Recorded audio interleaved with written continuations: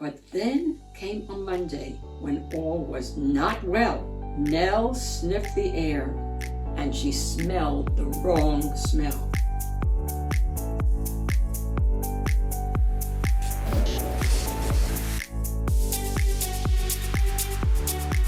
Hi everyone, welcome to the Reading Den with Shen, and I am Shen. Today I'm going to do a read aloud with you and your family. It's a wonderful, inspirational dog story called The Detective Dog, written by Julia Donaldson, an outstanding author, and illustrated by the wonderful Sara Ogilvie.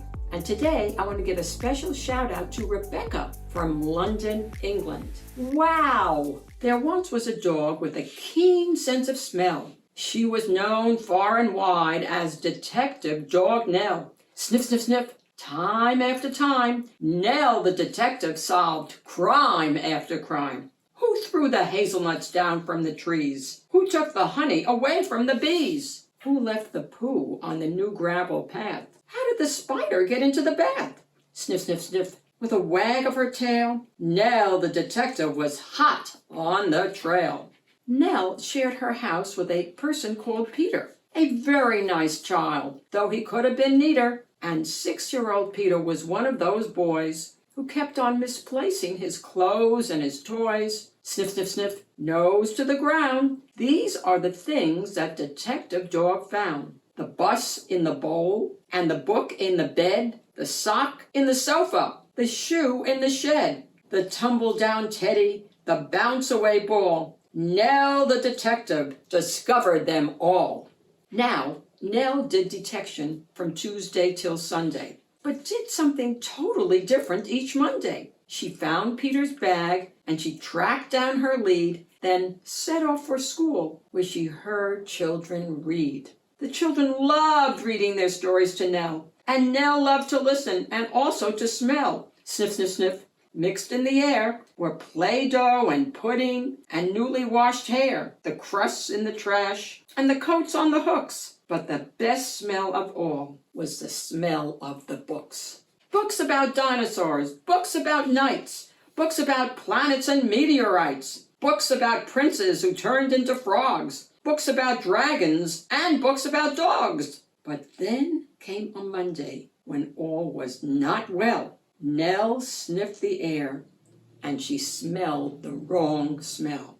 Into the classroom the two of them hurried, and found Mr. Jones looking terribly worried. He tugged at his hair, and he let out a sigh. Peter looked round, and he started to cry. Sniff, sniff, sniff. What was going on? The books, cried out Peter. The books are all gone.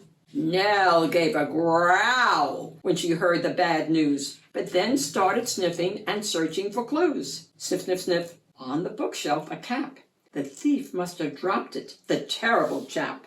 Nell sniffed the cap, then she tugged on the lead, and woof! She was off at astonishing speed. Everyone followed Detective Dog Nell. She stopped at the traffic light. What could she smell? Sniff, sniff, sniff. Haddock and hay, pizza and pigeons, and farther away, the smell of the thief. And how very exciting. Thousands of pages all covered in writing. Then, woof! They were off with no time for a stop, past the farm and the zoo, and the fry and pie shop. They raced through a field where the rabbits smelled good, then over a golf course and into a wood. They thrashed through the undergrowth, leafy and dense, till they came to a gate in an old wooden fence. Then Nell started growling and pricked up an ear. She barked, and the bark meant, "The thief is in here." They flung the gate open, and Peter cried, "Look!" For there sat a man with his nose in a book. There were many more books poking out of a sack, and the children yelled, "Those are our books! Give them back!" Sniff, sniff, sniff. The book thief looked sad. "I'm sorry," he sniffled. "I know I've been bad. Stealing is wrong, but I just meant to borrow. I was planning to give all the books back tomorrow." To borrow? To borrow? Nell pricked up an ear. She barked, and the bark meant, "I've got an idea." Then, woof! She was off, and away they all sped, including the book thief who told them, "I'm Ted." Sniff, sniff, sniff. They raced through the wood and over the field where the rabbits smelled good. They panted and puffed past the fry and pie shop, the zoo and the farmyard, with never a stop, except to retrieve Peter's scarf and his ball, which someone had thoughtfully placed on a wall, till they came to a building with doors open wide. And what did they see when they all went inside? Thousands of books, from the floor to the ceiling. The books gave the thief the most heavenly feeling. He gazed in amazement. "Where am I?" he said. And Peter replied, "In the library, Ted. You can join if you want to. There isn't a fee. And then you can take lots of books out for free."